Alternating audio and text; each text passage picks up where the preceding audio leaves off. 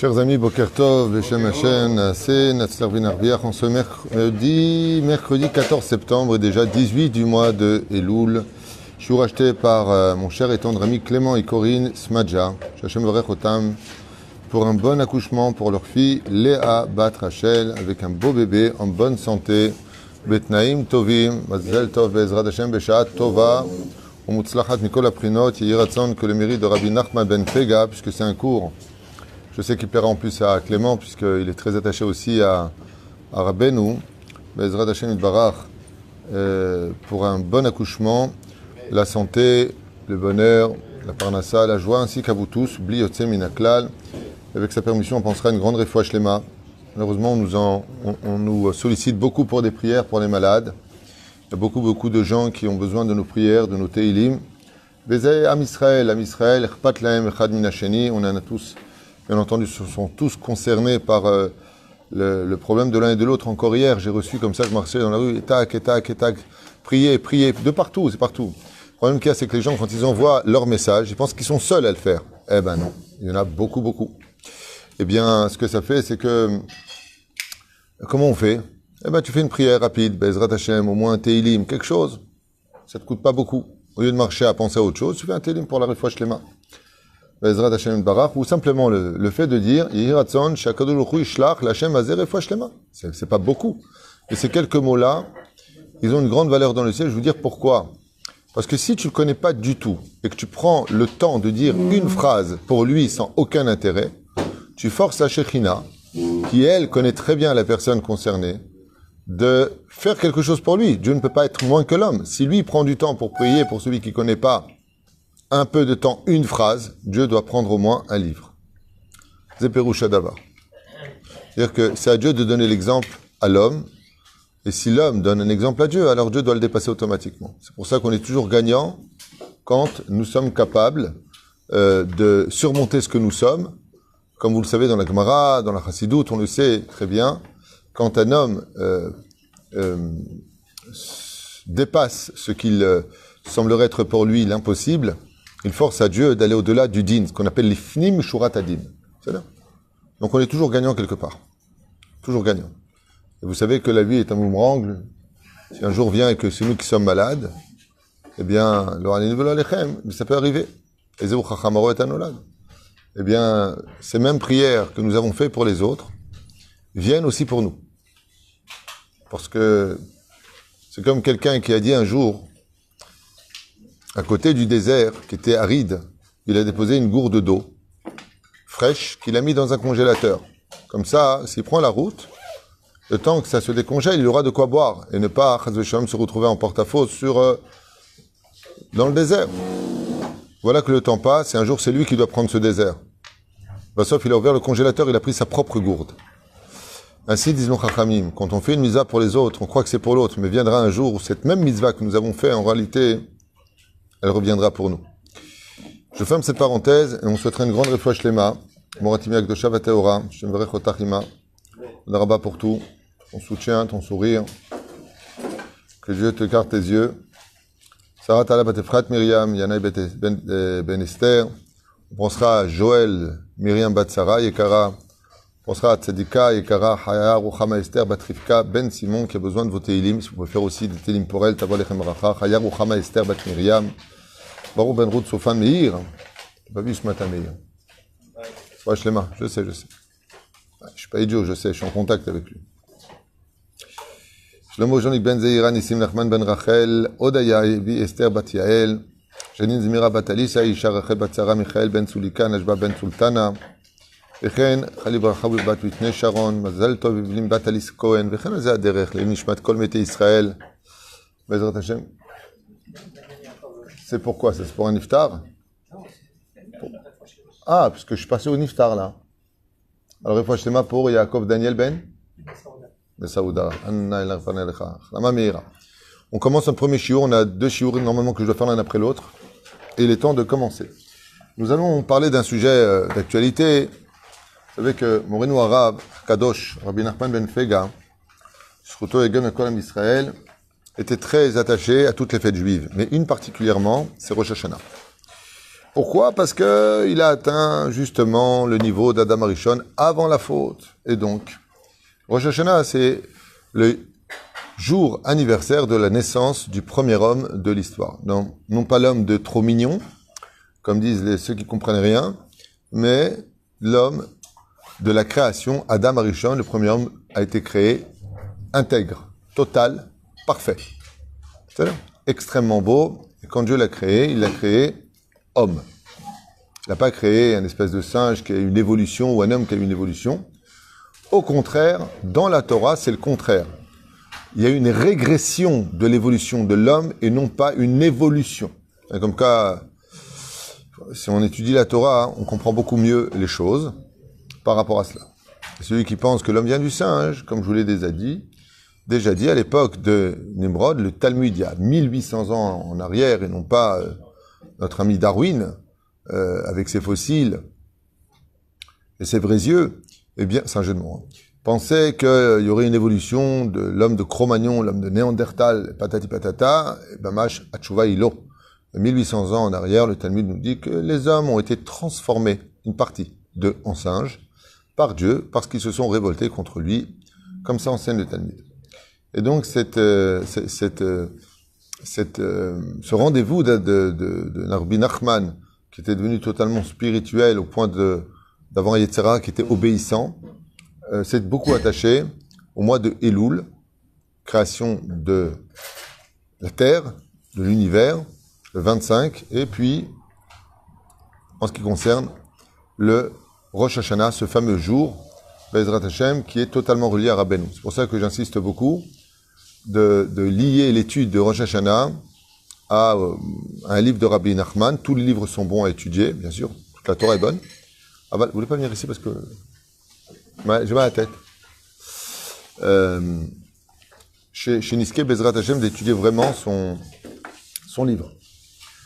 On va commencer par Kavanot Elul, Tikun Begam Abrit. Le tikkun principal des slichot est relié au tikkun abrit. Donc on vient réparer essentiellement le Valier des Imsa et Zivugo. Et c'est pour cela que le mois de Elul est le mois le plus propice pour prier et trouver son âme sœur, son Zivug. Il y a beaucoup de mariages d'Afka au mois de Elul en général. Ça tombe au mois d'août, le Minastam, que c'est relié à ça. Ani Ledodi, Vedodili, c'est une histoire d'amour. Je suis à mon bien-aimé est à moi. Comme ça dit Rabbi Nachman, Zezman Nachon lezivug agun, mipne tikkun abrit. L'une des raisons pour lesquelles on fera un shiur sur le sujet qui m'a été demandé, c'est pourquoi on ne trouve pas son âme sœur facilement et ainsi de suite. C'est parce qu'on répare des fautes ou de Gilgulim ou de jeunesse ou des parents. Il y a beaucoup de choses. C'est un sujet pour lui-même qu'on étudiera et qu'on élaborera, parce que de dire ça en titre, c'est un peu inquiétant. Comment ça, les parents? Alors quoi, je me marie pas à cause de mes parents? Qu'est-ce que j'ai fait? C'est pas ça que ça veut dire, mais on expliquera. Velo tielo menagedet, rak tie nota, achar retzono, et ikar kamanat elul, Bezrat Hashem, comme il dit, va voir dans l'écouté Moharan, j'expliquerai là-bas, qu'est-ce que c'est l'ikar de Elul. Rosh Chodesh Elul Azman, Misugal liskot ala da'at, ce n'est pas qu'un mois où on se relie donc au zivug. Comme vous le savez, il y a le zivug, le couple entre Dieu et son peuple, Khatan Kala, Boikala, entre l'homme et sa femme. Et il dit aussi, ici, c'est un mois qui est Mesugal pour le Da'at, c'est-à-dire pour la connaissance. Que ce que tu ne comprends pas pendant les 11 mois de l'année, à Elul, tu reçois une binayetera, une connaissance qui te permettra de mieux comprendre ce que tu n'as pas compris dans l'année. Les déserts, Osin, Livushim, Chadashim, Lanishmato. Et c'est pour cela que Akadosh Baruch Hu fait de façon imagée pour notre langage à nous, un nouveau vêtement à notre Neshama, si on parle de lumière. Il y a un renouvellement de la lumière pendant ce mois de Elul sur chaque juif. Et pour cela, il faut venir le chercher. Où? Pendant les slichot. Et comment est-ce qu'on peut réaviver cette lumière sur la Neshama? À l'idée Simchat Chaim. Nous sommes toute la journée en train de chercher des solutions pour nos problèmes financiers, santé, couple, shlam bayit, éducation, alors que Rabbi Nachman nous a donné le passe-partout, juste un sourire. Non, tout le monde me sourit quand je dis ça. C'est n'importe quoi. Juste un sourire, tout le monde fait un sourire. ne parle pas de vous. Que ce soit pour tous les sujets, le passe-partout qui peut résoudre tous les problèmes, c'est le sourire. Bidjouk. Kabbalat isurin be'ahava mochek et aïsur. T'as appris le mot. Nisol mikol atzarot. Et donc, cette lumière-là, je bien ce qu'il dit, c'est très important, parce qu'on peut lire Rabbeinu de façon très rapide, en comprenant ce qu'on aurait pu comprendre, aval, Nisol mikol tzarot. Et cette lumière que Dieu nous donne pendant le mois de Elul peut nous sauver de toutes les tsarot. De quelles tsarot? De toutes les tsarot, de tous les malheurs qui pouvaient arriver l'an prochain. Comme on l'a déjà expliqué, et ce depuis des années, sur les 4600, 800 cours qui sont sur le site qui vous attendent, que j'ai pas laissé Stam là-bas, c'est pas de la déco, c'est pas des archives stockées Vézéou. Au contraire, il faut vraiment revenir sur les cours. En tout cas, certains qui sont encore très d'actualité, enfin j'espère. C'est que le mois de Elul, c'est pas simplement ce qui va effacer ce que nous avons fauté. Et n'oubliez pas, Hachem Melech, Hachem Malach, Hachem Yimloch Leolam Vaed.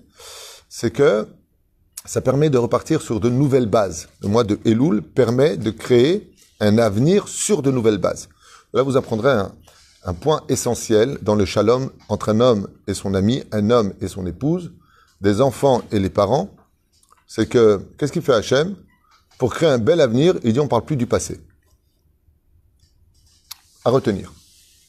Pour créer de nouvelles bases, quand quelqu'un fait un péché, il s'est excusé. Une faute, il s'est excusé. On a le droit de rappeler sa faute? Non. De quoi on parle? Que de l'avenir. En d'autres termes, la ségoula d'avoir un avenir serait d'arrêter de parler du passé. Sauf si le passé est empreint de reconnaissance. Par exemple, dans ce cas-là, pourquoi Dieu nous rappelle constamment la sortie d'Égypte? Il ne nous rappelle pas la sortie d'Égypte pour nous humilier, pour rappeler nos fautes. Il n'y a pas marqué une seule fois là-bas, vous êtes sorti un cinquième. Marqué dans la Torah pour nous le dire. Mais à part ça, on ne rappelle pas cette erreur. Mais par contre, on nous rappelle l'amour que Dieu a eu pour nous sortir du pays d'Égypte. C'est moi-même, c'est pas un ange, c'est moi-même, c'est pas un envoyé, c'est moi-même, c'est pas... C'est moi. C'est pérouché d'abord.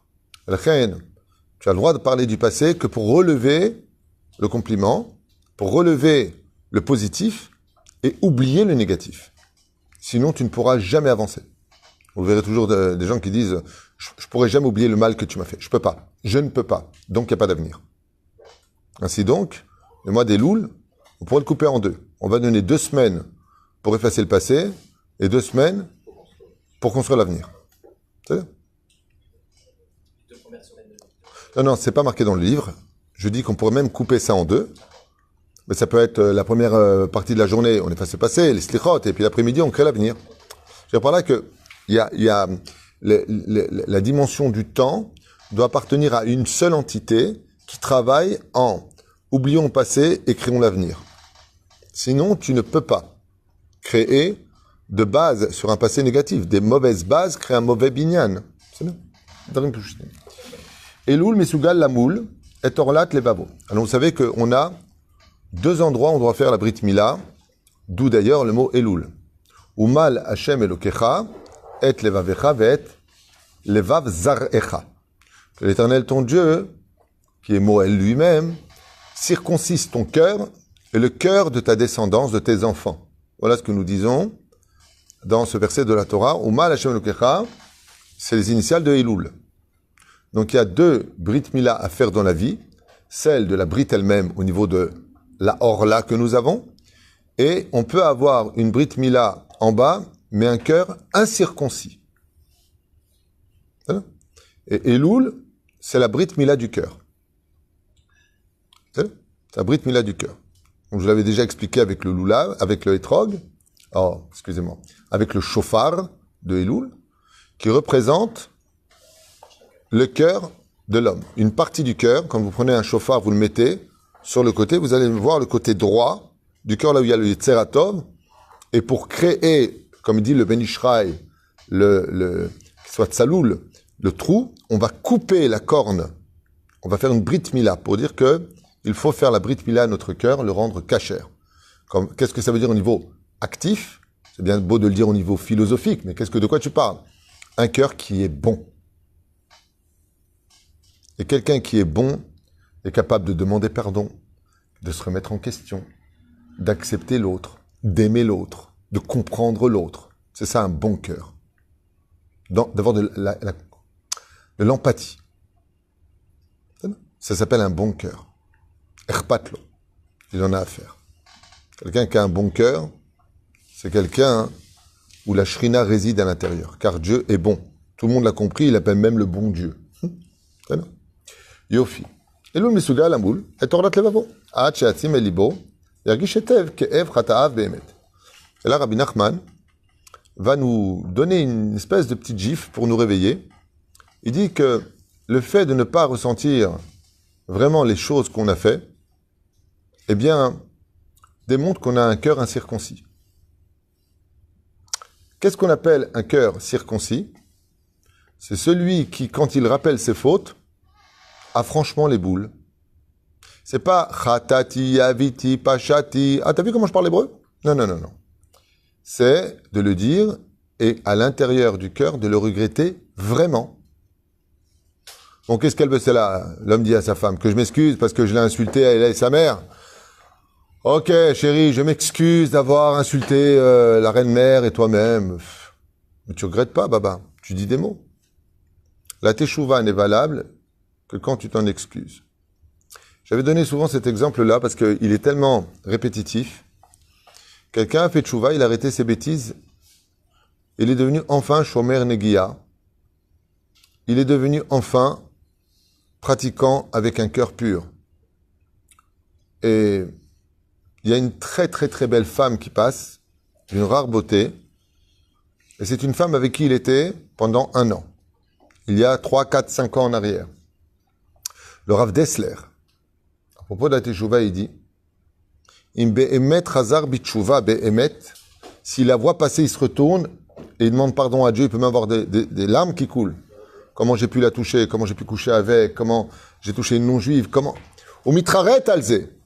Et il dit, il dit, oh là là, t'as vu comme elle est belle? Ah ouais, c'est mon ex, celle-là. J'étais avec. C'est exactement ce qu'il dit ici. Je reprends la phrase. Ad, c'est Hashim, el libo, veyargish etev ke'ev chatav. Il a mal du mal qu'il a fait. Il a mal d'avoir mal parlé avec ses enfants, mal parlé avec sa femme, de s'être énervé au travail, d'être impatient, d'être colérique. Il a mal de ça. On va cacher Ezra. S'il ne ressent pas encore, c'est pas le problème. C'est que son cœur est incirconcis, ce que dit Rabbi Nachman. Il faut qu'il travaille ses midot. Alors moi, ce que j'ai envie que tu me poses comme question, c'est comment réaliser ça? Et la réponse que moi j'ai, moi je suis rien du tout, je connais rien du tout, mais ce que je peux vous faire partager, c'est mon expérience. C'est que si tu n'étudies pas la Torah, tu ne pourras jamais regretter. Parce que tu n'as pas conscience des dégâts des fautes. C'est comme quelqu'un qui va au-dessus de sa voiture en bas du parking, faire passer son frigidaire qui va lever avec une espèce de cordage, sans mesurer le poids réel des conséquences, des risques qu'il prend en prenant ce frigidaire. Et puis voilà que le frigidaire en plein dans les airs, ben les fils n'étaient pas du tout adéquats. Il tombe, il perd son frigidaire et elle tombe sur sa voiture. Je ne veux pas me dire qu'il va faire « Oh mince, j'aurais dû faire plus attention au cordage et de ne pas le faire passer d'Afka par cette fenêtre au-dessus de ma propre voiture, surtout que j'aurais pu risquer la vie des passants. » Il va avoir une perle de boule. « Qu'est-ce que je suis bête, mais qu'est-ce que j'ai fait, mais c'est pas possible. » Il va être comme un fou. Il vient de perdre sa voiture, il vient de perdre un frigidaire, il a failli risquer la vie des autres, la police qui débarque, qu'est-ce que vous avez fait monsieur? Comment vous avez fait une chose pareille? Quel cordage vous avez utilisé? Oh! D'un coup, ça va prendre des conséquences incroyables. Et tu vas le voir de côté, il va pas être souriant le mec. Pourquoi? Parce qu'il a vu les conséquences de son acte. Le problème que nous avons quand on fait du lachon hara, par exemple, de dire des choses péjoratives, sauf si c'est une mitzvah de le dire, bien sûr, pour ceux qui étudient les lois du lachon hara, si El Shem To'elet, ou que Bémet, il y a un danger vis-à-vis du Tibour, c'est une mitzvah de le dire, c'est pas du lachon hara. Au contraire, si on le dit pas, c'est Tendin Vecheshbon. C'est exactement le contraire. Donc, ça s'appelle non-assistance en personne en danger. Si quelqu'un enseigne des choses qui mettent le Tibour en danger et que tu dis rien, tu rendras des comptes. Shtika keodaya. Mais la reine, dans le cas échéant, si maintenant, je vous donne un exemple. Bonirek d'avoir katsar velaïnian. Un jour, un homme a volé. Il a pris d'argent qui lui appartenait pas. Puis voilà qu'il dort. Et dans son rêve, il se voit sortir de son corps et arriver devant le Beddin d'en haut. Et devant le Bédine d'en haut, il est très content parce qu'il a quand même beaucoup de mitzvot à son insu. Il a fait beaucoup de bien dans sa vie. Il a aidé pas mal de gens. Seulement, il était un peu rabbin des bois. Et d'un coup, il voit que la porte de son Gan Eden est fermée. Et que l'humiliation l'envahit totalement. Il se retrouve humilié, gêné. Et on lui dit, tu dois te réincarner et rendre jusqu'au dernier sou. Et tu subiras les préjudices moraux que tu as provoqués chez l'autre. L'angoisse que tu lui as apportée. Les pertes que tu lui as occasionnées. Il devait partir en vacances à cause de toi, il ne peut plus partir en vacances. Tu lui as annulé tous ses programmes. Et ça continue. Et qu'est-ce qu'on lui dit? Cet homme-là, cet argent qu'il a mis de côté, que tu lui as pris, toutes ses économies, c'était son dernier espoir parce qu'il avait fait une dépression. Et à cause de ce petit vol, qui pour toi c'est rien, bon, ça va, j'ai pris de l'oseille. Il s'est suicidé. Quand il retourne dans son corps et qu'il voit ça, il se lève le matin avec des rideaux de larmes. Et là, Béhémet, il va regretter. Pourquoi il va regretter? Parce qu'il a vu les conséquences. Le fait de ne pas regretter nos actes, il y a un moment, d'ailleurs on le fait, vous savez à quel moment tout homme regrette ses actes, il a comme un frisson dans le dos d'un coup qui lui montre un peu plus les conséquences de sa vie. C'est juste avant de mourir. Juste avant de partir de ce monde, il y a une espèce d'éveil à la réelle teshuva du regret. Et la reine, cette personne-là, elle va se rendre compte. Prenons un exemple des plus connus du Talmud, dans Baba Metzia Nunchet Amud Bet. Kol amalbin peno chavero barabim yored gehinam. Humilier une personne, ça prend pas beaucoup de temps. Devant tout le monde. Tu la fais rougir. D'accord? Cette personne arrive de l'autre côté. Oh, ça va. Tu connais cette phrase? Oh, ça va. Tu vois pas ce que j'ai dit? Ben, il y a marqué là-bas, il descend gehinam et ne remonte plus. Il faut qu'il obtienne le pardon de l'autre. Quoi, pour ça? Bah ouais. Pour ça. C'est là. Le mec, il vient, il n'a pas fait exprès, il prend un marteau, il vient pour taper un clou, le marteau s'échappe de ses mains, il avait un peu d'huile, elle tombe sur la tête de quelqu'un, il va passer sa vie jusqu'à la mort du Kohen Gadol dans une ville fermée, il va quitter sa maison. Mais j'ai pas fait exprès. Mais il y a des conséquences, mamie. Il y a des conséquences. Il y a des conséquences. Je connais pas quelqu'un qui va rentrer dans la voiture de l'autre, un accident, en disant j'ai fait exprès. Quoique aujourd'hui, il y a tellement de débiles sur Terre. Enfin, on fait une chronie, il n'a pas fait exprès, quoi. En attendant, il faut refaire... Mon copain m'a raconté, quelqu'un qui est sorti du parking, il lui a à peine effrôlé le truc. Et il est parti. Il lui a dit, le tikkun que j'ai fait au garage m'a coûté 500 shekels. Et cet homme-là, il sait pas. Il m'a occasionné un tort. Je lui ai dit, qu'est-ce que tu as fait? Il m'a dit, le soir, je fais comme vous m'avez dit, je vais pardonner. Pour ne pas qu'il revienne. Pourquoi? Anistarot Hashem Elokeinu. Lui, il est passé, il a entendu que ça frôlait un petit peu. Il lui a arraché, il lui a enlevé la couleur. Il a enfoncé un tout petit peu, il a touché un couteau. Mais pour lui, bon, ça va, je l'ai à peine frôlé, ça va. Bah, ça va, c'est 500 shekels. Tu lui dois 500 shekels de ton acte. Maintenant, lui, il est parti, il sait pas. Jamais il fera tchouva dessus.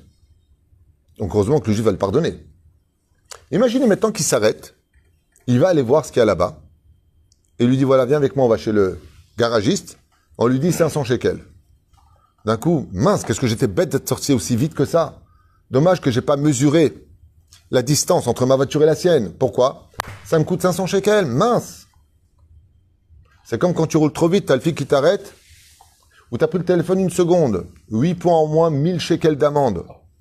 Ça fait mal, parce que t'as juste regardé 2 secondes. Je peux pas prendre le téléphone et tu envoies un mot, juste au moment où le flic arrive à quelqu'un de ma famille là. Il a juste tellement ça appelé, juste 2 secondes. Il appuyait sur le bouton, il y avait juste un flic, le motard là à côté, qui le regardait. Il lui a dit hop, c'est bon, t'as touché ton portable.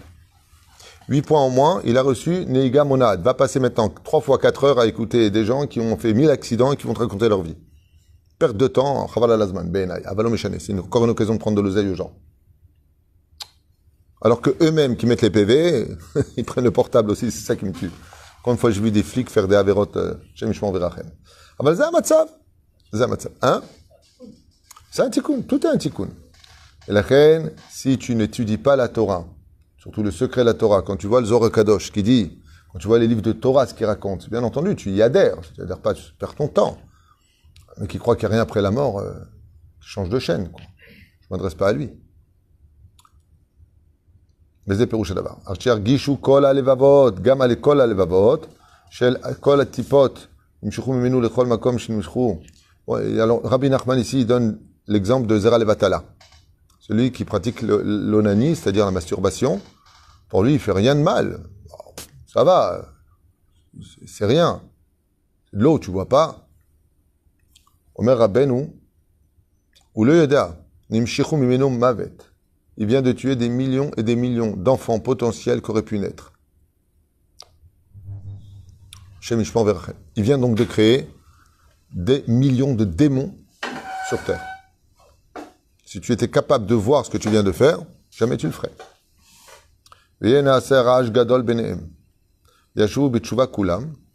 Car si l'homme était conscient, il y aurait un bruit dans sa tête qui serait tellement grand qu'il ferait réellement tchouva v'acharata ita omedet ala perek. Son regret serait réellement là. Ça me rappelle l'histoire du mec qui lui a dit « Tu veux faire un loto avec moi ?» Il lui a dit « Non, j'ai pas envie, ça me saoule. » Alors, il lui dit « Tu veux vraiment pas ?» Il a joué au loto, il a gagné. « Combien je te dois? J'étais pas bien. Tu vois, le mec, je t'en supplie, tu peux me faire ça. » Makara, tu étais tellement dambared. Maintenant que j'ai vu le résultat de ce qui t'attend pour le bonheur, le mec, il est prêt à tout.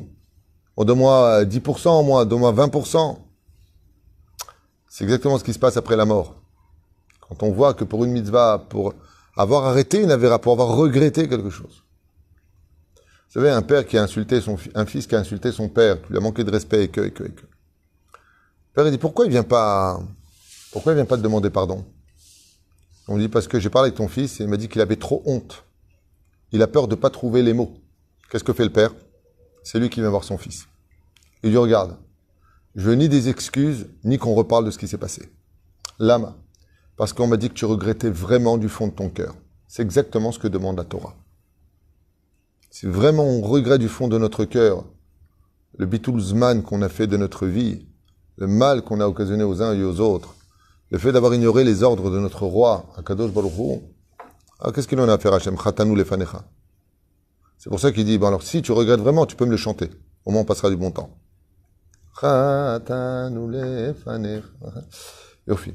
Et c'est pour ça que toute l'année est bonne à la tchouva, et particulièrement le mois d'Elul. Car ce sont des jours de volonté. Où Moshe est monté chercher les lois les 10 commandements, les lois de la Torah. Au patar derer kivusha le lerba. Et il est passé par un chemin spécial. Et car derer ha-tchouva, c'est Hachem Moshe. Et la tchouva principale qu'a fait Moshe. Ou les dash Hachem barar bechol makom. C'est de faire savoir que Dieu était dans tout endroit. Et qu'on pouvait trouver Dieu partout où on se trouvait.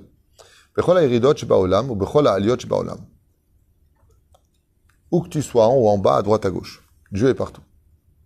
Car il arrive des fois dans la vie d'un homme qui puisse devenir riche du jour au lendemain.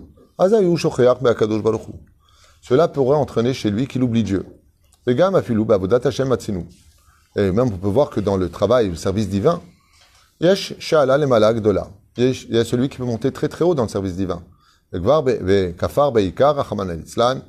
malgré son haut niveau de Torah, il peut devenir carrément un kofer.